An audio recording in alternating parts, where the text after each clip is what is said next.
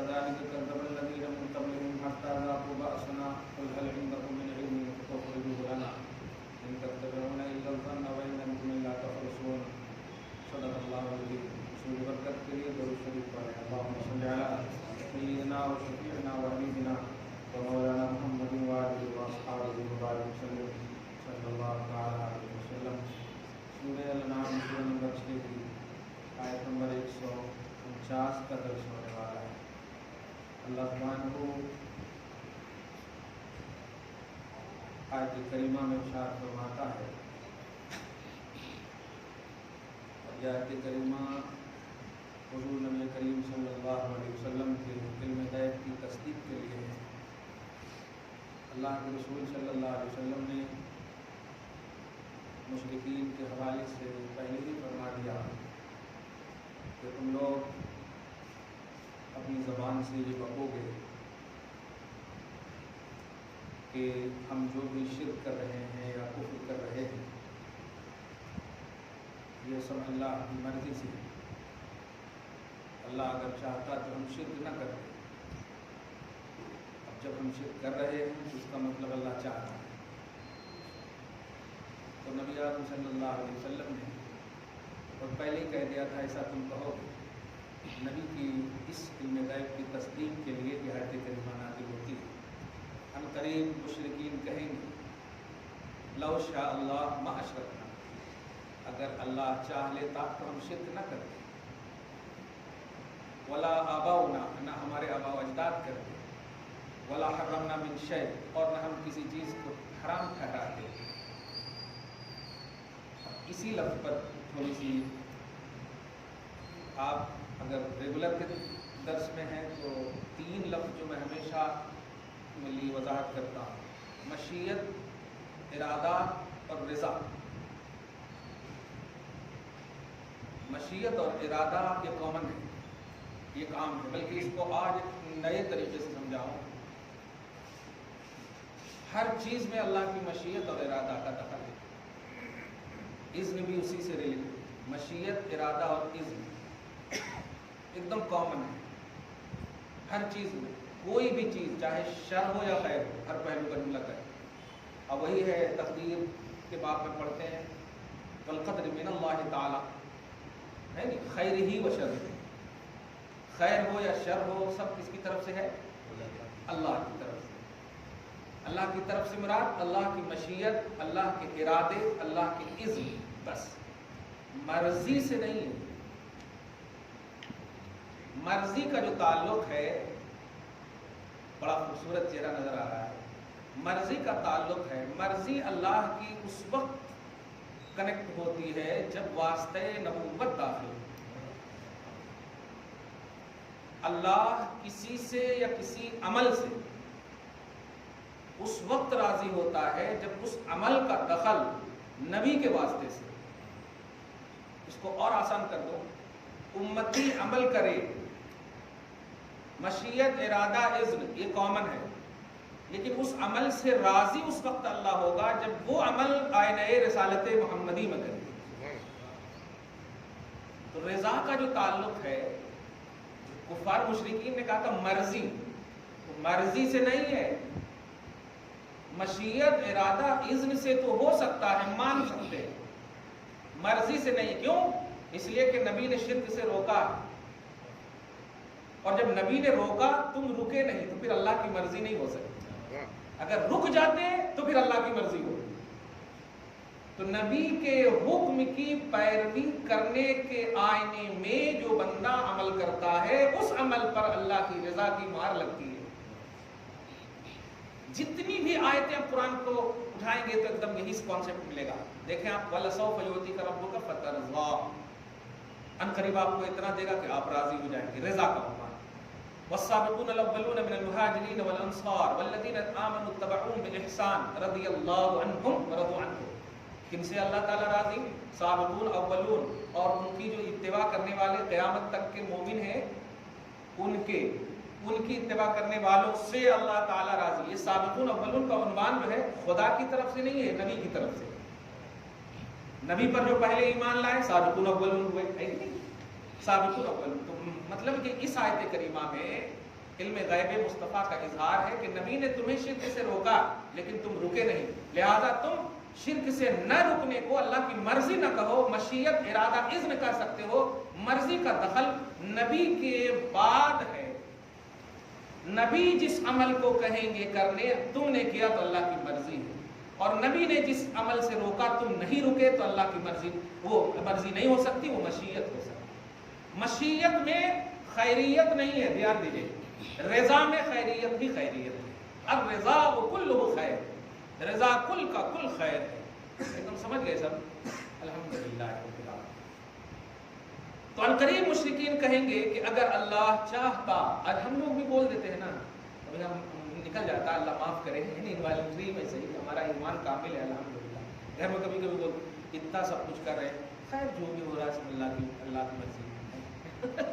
تکلیف مصیبت سب کو یاد رکھیے گا، خیر کا جب تعلق ہو، بھلائیوں کا جب تعلق ہو، عطاؤں کا جب باب ہو، تب آپ کہیے کہ اللہ کی مرضی ہے، اور جب کوئی شر کا پہلو ہو تو کہیے یہ میرا نفس ہے، شرارت نفس کی وجہ سے ایسا ہوا ہے، سمجھ رہے آپ؟ اللہ کی طرف آپ اس کی نسبت نہ کیجیے، کرنا بھی ہو تو ہاں اللہ کی مشیت ہے، مگر آپ مومن ہیں، بلیور ہیں، آپ رضا کے طلبگار ہیں، آپ رضا کے طلبگار ہیں، لہذا کبھی بھی کوئی بیڈ نیوز آئے تو کہیں اللہ کی مشیت ہے، یہ جملہ ہے، گڈ نیوز آئے تو ہاں اللہ کی مرضی ہے، اللہ کا کرم ہے، اللہ کا احسان ہے۔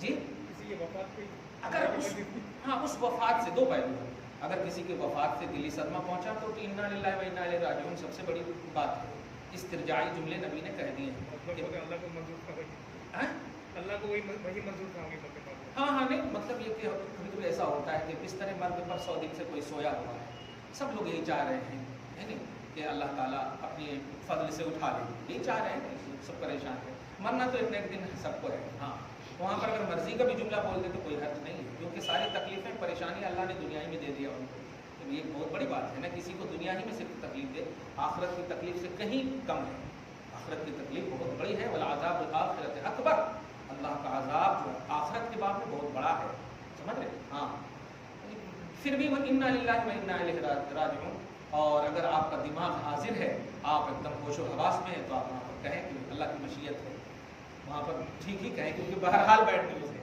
نہیں، بہرحال بیڈ نیوز ہے، گڈ نیوز تو نہیں کہہ سکتے، بہرحال بیڈ نیوز ہے۔ ہاں جی کسی کا ہوگا ایکسیڈنٹ ہو گیا، مشیت نہیں، حکم الگ ہے، وہ شہید ہے، یہ ہے، وہ حکم الگ ہے، لیکن بیڈ نیوز تو ہے نا بہرحال، دلی صدمت۔ اب حضرت امام حسین کے حوالے سے آپ دیکھیں کتنے لوگ مطلب ہارٹ فیل کر گئے، حضور پاک صلی اللہ علیہ وسلم کی وصال مبارک کے حوالے سے آپ عقیدہ رکھتے ہیں کہ زندہ ہے، بے شک ہے، لیکن جب وصال پاک ہوا تو ظاہری طور پر چھپے نا، ظاہری طور پر چھپے۔ حضرت مونس ایک نام ہے صحابی رسول، سنے اور ہارٹ اٹیک کر گئے۔ حضرت عمر کا حال دیکھیے کیا حال ہے، اتنے جلیل القدر ہونے کے باوجود۔ تو یہ جو اٹریکشن ہے، یہ جو کشش ہے نا دلی، اس پر کنٹرول نہیں، اس پر فتوے نہیں لگائیں۔ ہاں بہرحال موت چاہے حادثہ ہو یا سانحہ، میں تو کفار کے حوالے سے بھی ایک جملہ یہی کہوں گا کہ اگر ان کی بھی جنازے وغیرہ آپ مطلب جائیں تو آپ اس طرح سے بے رغبت نہ ہو، کیونکہ فرشتے ان کے ساتھ بھی ہوتے ہیں، اگرچہ لعنت کے فرشتے ہوتے ہیں، لہٰذا آپ تعظیم فرشتے میں وہاں پر موقوف ہو جائیں، توقف کر لیں، فرشتے کی تعظیم میں توقف کر لیں، ان کے جنازے مطلب ان کی ارتھی کو جانے دیں، سمجھ رہے ہیں، ان کی ارتھی کو جانے دیں، اور یہ پڑھ لیں فی نار جہنم خالدین فیہا، پڑھ لیں آپ، سارا سولوشن موجود ہی ہے، یعنی بے رغبتی نہ، تاکہ اللہ تعالیٰ سمجھے کہ یہ آخرت کا خوف رکھتا ہے، میرا بندہ ڈر رکھتا ہے، کہ دیکھو میں نے ایک عذاب والے کو دیکھا تو کتنا خوف ہے، کتنا ڈر ہے، سمجھ رہے ہیں؟ ہاں خیر، تو اگر اللہ تعالیٰ چاہتا، آپ دھیان میں ایک دم ضرور رکھیے گا، اور اس کو رواج بھی دیجیے گا، کبھی اگر بولے اللہ کی مرضی ہے، جو ہونا ہے وہ ہونا ہی تھا، آپ کہہ کر ہو رہے ہیں، نہیں، اللہ کی مشیت ہے۔ مرضی کا تعلق جو ہے واسطہ رسالت سے ہے۔ نبی صلی اللہ علیہ وسلم نے جو ایک اور بڑی اہم بات معلوم ہوئی اس سے کہ امت محمدیہ اللہ کی رضا اسی وقت حاصل کر سکتی ہے جب وہ آئینہ رسالت رکھے اپنے سامنے۔ امت محمدیہ کو خدا کی رضا مل ہی نہیں سکتی جب تک رسول کا واسطہ نہیں، سمجھے آپ؟ مشیت سے کوئی جنت نہیں جائے گا، رضا سے جنت جائے گا، رضا سے جنت جائے گا، خوشنودی سے، جب رب راضی ہوگا تب آپ کو جنت دے گا، اور رضا اللہ تعالیٰ واسطہ رسالت رکھا ہے، رضا سمجھ لیتے ہیں، رسول کے بغیر جو ہے، بغیر رسالت محمدی کے اسی لیے نا آپ دیکھیں نا 650 برس کا عرصہ ہے، اللہ کے تو ماننے والے موجود ہیں، کسی کو مومن کا لقب کیوں نہیں پڑ رہا ہے؟ مومن کا لقب کیوں نہیں پڑ رہا؟ جب نبی اچھا تشریف پہ پیدا بھی ہو گئے، شادی بھی ہو گئی 25 سال کی عمر میں، 15 سال گزر بھی گئے، لیکن کسی کو مومن کا لقب نہیں ملا۔ آج بھی اگر لقب ہے مومن کا تو سب سے پہلے مومن ابو بکر کہتے ہیں آپ، ہیں علی کہتے ہیں آپ، خدیجہ کہتے ہیں آپ، کہتے ہیں کہ نہیں؟ حضرت زید کہتے ہیں آپ، سب سے پہلے کیوں؟ نبی تو ہیں، اظہار نبوت نہیں۔ تو اللہ تبارک و تعالیٰ بھی چاہتا ہے کہ بلیور کا اظہار واسطہ رسالت سے ہو، ایمان والوں کا اظہار واسطہ رسالت سے ہو۔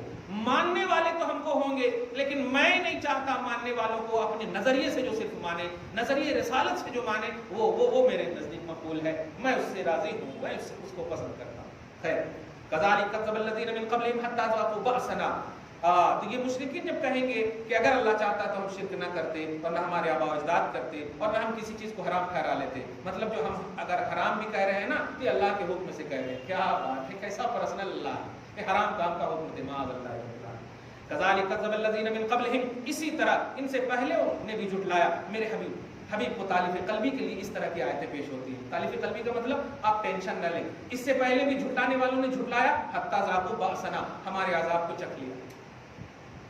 تو اگر یہ لوگ بول رہے ہیں نا، بولنے دیجیے، یہ کوئی نئی بات نہیں ہے، اس سے ایک روش زندگی ہمیں ملتی ہے، ایک رفتار حیات ملتی ہے کہ ہم کسی تکلیف کو اینڈنگ کا درجہ نہ دیں، ہو سکتا ہے اس تکلیف میں خیر چھپا کر رکھا ہوا اللہ تبارک و تعالیٰ۔ اسی مصیبت کو اینڈنگ کا درجہ نہ دیں کہ اب اس سے بڑی مصیبت نہیں آ سکتی، بلکہ اس مصیبت کے بعد ہو سکتا ہے بہت بڑی خیر کی بھیک ملنے والی ہو، بہت بڑی چیز ملنے والی ہو۔ خیر، قل هل عندكم من علم فتخرجوا لنا، حبیب مکرم اگر آپ مزید چاہتے ہیں تو ان سے اعلان کیجئے، ہے تمہارے پاس کوئی دلیل، کوئی شیورٹی، کوئی علم، کوئی نالج ہے، کوئی چیز ہے اور تم ہمارے پاس اسے نکال کر بتاؤ کہ اللہ نے کہا ہو، اللہ نے کہا ہو کہ بحیرہ حرام ہے، صاحبہ حرام ہے نہیں، یہ جانور جس کو تم نے حرام کر لیا ہے تمہارے پاس کوئی نہیں۔ ان تتبعون الا الظن، تم صرف اپنے گمان کی اتباع کر رہے ہو، صرف وہ گمان کی اتباع کر رہے ہو۔ وَإِنْ أَنْتُمْ إِلَّا تَخْرُصُونَ، اور صرف تم اٹکل بچو یعنی بے تکی باتیں کر رہے ہو۔ میرے حبیب پھر کہیے کیا بات ہے، کل کا اظہار دیکھیے، ایک لائن سے باپ کہاں تک ہے، کل سب کل ہی ہے، سبحان اللہ۔ قل فللہ الحجۃ البالغہ، حبیب کہہ دیجئے دلیل تو اللہ کے پاس ہے، کیا بات ہے، قل فللہ الحجۃ البالغہ، دلیل تو صرف اور صرف اللہ ہی کے لیے ہے، حجت بالغہ صرف اللہ کے پاس ہے۔ فلو شاء لہداکم اجمعین، سنو مشیت کی بات کر رہے ہو یار، مشیت کی، وہ چاہ لے تو تم سب کو ہدایت دے دے، حرام کام کا حکم نہیں دے گا، وہ شرک کا حکم نہیں دے گا، وہ چاہ لے تو ہدایت تو دے سکتا ہے سب کو، لیکن شرک کا حکم نہیں دے گا۔ تم اس کو پاورفل بھی مانتے ہو اور اپنا دشمن بھی بنانے کی بات کرتے ہو۔ جو پاورفل مان رہے ہو تو وہ اپنا دشمن کیوں بنائے گا؟ وہ ارے شرک بنانا، شریک ٹھہرانا کا مطلب یہ کہ اپنا دشمن اپنے سے بنا لینا، نہیں، اللہ چاہتا تو یقیناً سب کو ہدایت دے دیتا۔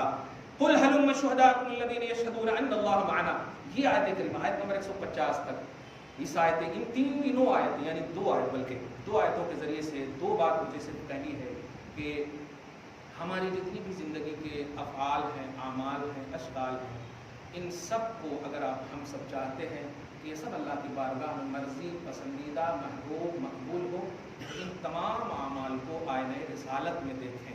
بڑے افسوس کے ساتھ کہنا پڑ رہا ہے، کچھ لوگ جو ہیں صرف ڈائریکٹلی کا ایک نظریہ رکھتے ہیں، اور مجھے یقین سے کہنا پڑ رہا ہے اس بات کو کہ ڈائریکٹلی جس کی طرف جانے کی بات کر رہے ہیں وہ ایک دم مطلب یہ کہ نامعلوم ایڈریس ہے، غلط نہیں کہا، نامعلوم ایڈریس ہے، کیونکہ خدا لامکاں ہے۔ جب خدا لامکاں ہے تو کہاں جاؤ گے؟ کہاں کا کوئی عنوان ہی نہیں ہے۔ تو ہماری ایمانی لیول، محور اور پہنچنے کی جو مکانی کیفیت ہونی چاہیے وہ مکانی ہی سے ہونی چاہیے، اور وہ ذات ہے محمد الرسول اللہ صلی اللہ علیہ وسلم، صحیح ہے؟ اسی لیے ساری گفتگو کا دار و مدار نچوڑیے، جب اللہ لامکاں ہے اور سب مانتے ہیں اس کو، لیس کمثلہ شیء، اللہ لم یلد ولم یولد، اللہ والد نہیں، مولود نہیں، وہ لامکاں ہے، مجسم نہیں ہے، وہ پوائنٹ میں نہیں آ سکتا، وہ مرکز میں نہیں آ سکتا، وہ کہاں جہاں اس سے پاک ہے وہ. کیوں؟ یہ سب مکانیات ہے اور مکان حادث ہے اور اللہ قدیم ہے. حادث کا مطلب ختم ہونے والا اور اللہ قدیم ہے مطلب ہمیشہ سے ہے, ہمیشہ رہے گا. جب یہ کہاں نہ تھا تو اللہ تھا, جب کہاں نہ ہوگا اللہ ہوگا. قبل سے پہلے اللہ, جملے پہ غور کر رہے ہیں, قبل سے بھی پہلے اللہ اور بعد کے بعد بھی اللہ. تو اب قبل بعد تو ختم ہی ہو گیا نا, تو کس قبل کی بات کر رہے ہیں, کس بعد کی بات کر رہے ہیں آپ؟ کہاں کہاں کی بات کر رہے ہیں آپ؟ کہاں, قبل, بعد, قط و اوضح, جتنی بھی چیزیں ہیں ادھر ادھر کی, وہ سب ختم ہونے والی چیزیں ہیں.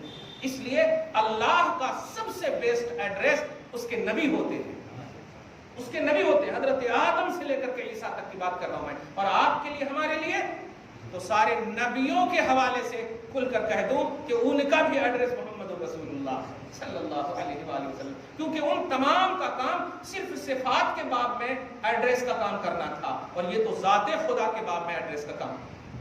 خلاصہ آیات یہ ہوا کہ اللہ کی مرضی اور اللہ کی رضا مصطفیٰ جان رحمت کی رضا میں ہے. یہی حدیث پاک کا بھی مطلب ہے اور اس آیت کا بھی مطلب ہے کہ سب چاہیں میری رضا, میں چاہوں آپ کی رضا, کیونکہ آپ نبی ہو. اور سب چاہیں آپ, مطلب میری رضا کا ایک اور کانسیپٹ ہے یہاں پر, سب چاہیں میری رضا کا مطلب آپ کے واسطے سے, تب اس کی رضا مطلب مقبول ہوگی میری بارگاہ, کیونکہ میں آپ کی رضا چاہتا ہوں. اور آپ یہ حدیث پاک بھی سنے ہوں گے مواہب وغیرہ کے حوالے سے کہ ہمارے اعمال خدا کی بارگاہ میں پیش ہونے سے پہلے رسول کی بارگاہ میں پیش ہوتے ہیں. تمہارے سارے اعمال میری بارگاہ میں ہر جمعرات کو پیش کیے جاتے ہیں, صبح و شام کے اعمال پیش کیے جاتے ہیں. کیا وجہ ہے؟ کیا اللہ نہیں جانتا ہمارے اعمال کی کیٹیگری کیا ہے, اس کا لیول کیا ہے؟ سب جانتا ہے, لیکن کیوں پیش ہے؟ یہ امت کو امتیت بتانا مقصود ہے کہ تم اپنا اسٹیٹس سمجھو, لیول سمجھو. تم عامل ہو, اپنے عمل کا لیول سمجھو. تم امت ہو, اپنے امت ہونے کا لیول سمجھو, اور اپنی منطق نہ لگا دو. تمہارے اعمال میری بارگاہ میں آ سکتے ہیں, یہ تو قدرت ہے, لیکن مرضی میری یہ نہیں ہے. مرضی نہیں, آ سکتے ہیں یہ میری قدرت ہے, لیکن مرضی میری یہ ہے کہ نہیں, میرا حبیب پہلے اس عمل پر ٹچ ہو جائے, دستے مصطفیٰ لگ جائے, مہر نبوت لگ جائے. یہ میں چاہتا ہوں, یہ میری مرضی ہے.